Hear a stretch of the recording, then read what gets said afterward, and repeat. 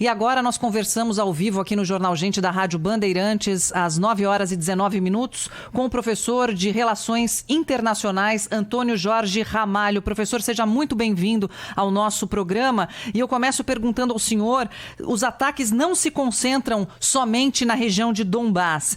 Esse ataque, início dessa invasão de larga escala que estamos falando por aqui em todo o território ucraniano, pode ser chamado de guerra ou o senhor ainda chama de invasão? Nada, lamento que seja este o assunto a nos convocar aqui. Claramente é uma guerra, é uma invasão de forças de um país no outro que não foram convidadas, não tem nenhuma relação com tropas de paz, como procurou descaracterizar o presidente Putin, e há uma resistência da Ucrânia a essa invasão. Agora, o que é preciso colocar é que, por enquanto, as pessoas estão muito naturalmente ansiosas e preocupadas e amplificando todas as informações que chegam. O que até agora foi comunicado com muita clareza pela Rússia, pelo presidente Putin, é que o objetivo dele se circunscreve àqueles 2 territórios que se declararam independentes, a região de Donbás, que está mais para o Oriente, não é isso? Mais próximo ali à fronteira.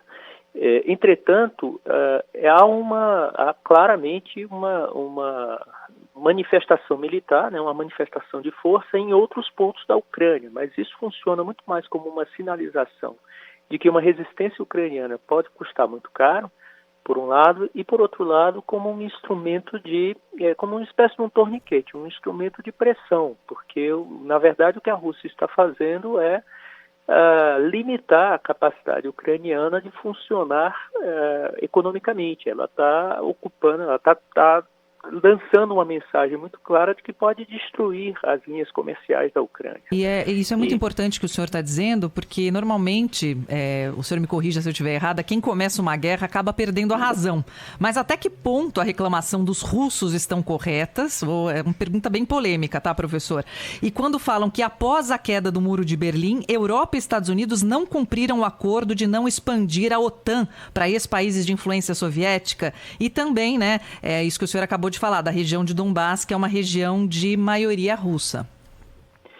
Exato. Acho que é muito importante o seu comentário, porque nos obriga a dar um passo atrás e entender esse processo, né, essa perspectiva de evolução de um conflito. Essa é a percepção russa. Eles estão certos do ponto de vista factual. A OTAN procurou expandir, vem incluindo novos países. Havia um acordo tácito, isso não foi colocado no papel, mas havia um acordo tácito de respeitar as antigas esferas de influência. Pouco importa se isso estivesse no papel ou não. Essa é a percepção russa, essa é a percepção de Putin e dos seus acólitos, né, das pessoas que o apoiam. Eles têm uma sensação de insegurança muito grande e percebem a instalação de capacidade militar da OTAN nas proximidades das fronteiras russas como uma ameaça. Então, tendo ou não violado o tratado, é secundário, porque essa é a percepção, com essa realidade, essa é a realidade na mente deles, é assim que eles raciocinam. E assim eles vão raciocinar. E ficou muito claro que Ucrânia, Geórgia, e no caso da Ucrânia, muito particularmente a Crimeia, a Rússia não aceitaria uma aproximação maior, seja a OTAN, seja a União Europeia, do ponto de vista do modelo de organização da sociedade, mais democrática, mais aberta, etc. Então esse é o processo que está em curso. A sinalização foi muito clara lá atrás, esse entendimento era tácito nos anos 90 e gradualmente a Europa, acho que se entusiasmou com a ideia de exportação de democracia, de inclusão de novos países, etc. Os anos 90 mesmo marcaram essa perspectiva muito otimista de uma regulação global pela diplomacia e pelas negociações de uma nova ordem que passaria em várias esferas, né, a organizar essa interdependência que se construiu a partir durante a Guerra Fria e, sobretudo, se acelerou após a Guerra Fria. Ocorre que isso não aconteceu e a percepção russa é a percepção de uma ameaça.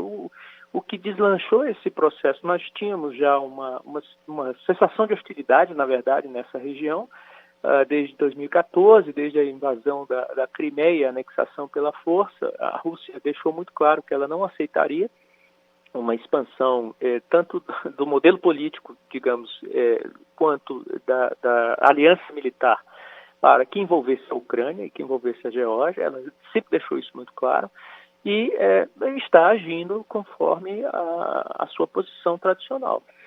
O Ocidente aqui, de alguma maneira, perdeu um pouco essa perspectiva de controle de uma agenda, o controle sobre a agenda, por assim dizer. E Putin vem calculando isso de uma maneira muito clara. Agora, o que está em jogo é isso. Ele tá manifestamente estabelecendo que o interesse dele é a região de Donbass. Mas, ao mesmo tempo, ele está com os ataques, sobretudo nas regiões próximas aos portos, ele está sinalizando que ele pode dar o passo além e ocupar a totalidade da Ucrânia se sentir que isso será necessário. Então, por enquanto, digamos, mais uma casinha que ele avança, da mesma forma que fez com a Crimeia, e suportou toda a pressão da comunidade internacional, ele agora vai fazer com essa região de Donbass, sendo que ele está em muito melhores condições, porque, como vocês acabam de relatar, as reservas russas hoje são muito mais vultosas e estão distribuídas de uma maneira mais estratégica. Para você ter ideia, em 2014, mais de 40% das reservas russas estavam em dólar. Hoje, pouco mais de 15% das reservas estão em dólar. Então, eles diversificaram as reservas em ouro, em renminbi, que não tinha nada em renminbi, né, na moeda chinesa no passado. Agora tem perto de 15%, 14% das reservas. Professor, Putin se preparou para isso, né? Ele se preparou para isso, né? Não tenha dúvida. Inclusive, professor, pegando uma carona na pergunta da Thaís, os Estados Unidos sempre foram contrários à dependência da Europa pelo gás russo. Até que ponto a Europa errou ao ter sua matriz alimentada por em torno de 40% de gás russo? Ela não tem muita alternativa. Faz sentido do ponto de vista, no longo prazo, a alternativa é buscar energia sustentável, né? Energias renováveis em solar, eólico, etc., que estão fazendo isso. Mas, sobretudo quando a Alemanha decidiu suspender a geração de energia nuclear, a alternativa óbvia é o gás da Rússia. É mais barato, é mais próximo. E era uma maneira também de criar uma interdependência positiva entre os países, né? Onde existe comércio, tendencialmente, como dizia Montesquieu, né? O le commerce adoucit les mœurs, né? Ele suaviza as maneiras nas relações entre os estados. Então, isso era parte de uma estratégia de redefinir a relação com a Rússia num sentido positivo, de criação de uma interdependência econômica. Não é ruim, quer dizer, a Rússia também perde com isso, quer dizer, perde no médio e longo prazo porque perde a confiança, mas ganha no curto prazo porque dispararam os preços do gás natural e do petróleo, né? Então, hoje uma preocupação central é com o trigo, por exemplo. A Ucrânia é um grande exportador de trigo e agora ninguém sabe como isso vai andar. E com os incêndios que que estão em curso ainda na Argentina, outro grande exportador, vamos esperar aí um impacto nos próximos meses sobre o preço do trigo. Então, é parte de uma estratégia que foi implementada com determinados objetivos, mas como todo passo que se dá nesse campo, cria-se uma fragilidade também. Vai sobreviver, a Europa vai sobreviver a isso. Aí é que está também algo que, talvez o grande ponto de interrogação, para mim e para alguns analistas. A Rússia teria o timing melhor para essa invasão, teria sido no auge do inverno.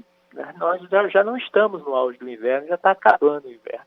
Se isso tivesse acontecido há 2 meses, a tensão seria muito maior, porque a Europa estaria entrando no período mais frio, ainda com a influência da pandemia, e a ameaça de corte do abastecimento russo, de gás russo, seria muito mais importante. Agora não, a necessidade de consumo de gás se reduz relativamente. Mas é parte desse processo. Então, acho que a Europa tinha pouca opção com relação a isso, e é uma aposta, digamos, a aposta que foi feita era razoável, era muito plausível, e ainda não se pode dizer que tenha sido um erro. Onde houve erro, a meu ver, é nessa ideia um pouco ingênua de que seria possível envolver os países limítrofes à Rússia por meio de revoluções coloridas, como se disse, e expandir a democracia e tentar influenciar por dentro de uma maneira tão explícita e acelerada o clima político desses países para trazê-los para a esfera de influência da União Europeia e, sobretudo agora, no caso da OTAN, essa instalação de bases de mísseis, né, da Polônia e na Romênia, principalmente tirando a Romênia para a Polônia. Ali sim foi talvez o gatilho desse processo todo. Ou pelo menos deu a Putin o argumento de que os Estados Unidos, no âmbito da OTAN e por meio da OTAN, estariam colocando bases de mísseis que permitiriam anular a capacidade de resposta russa. Essa tem sido a narrativa deles. Então, professor, essa movimentação é que é séria. Muito obrigada pelas suas informações, professor Antônio Jorge Ramalho, professor de Relações Internacional, nessa cobertura especial da Rádio Bandeirantes sobre a guerra, sobre a invasão da Rússia à Ucrânia e o mundo inteiro em estado de alerta. Obrigado, viu, professor? Um abraço, até uma próxima oportunidade, 9h30 pelo horário de Brasília.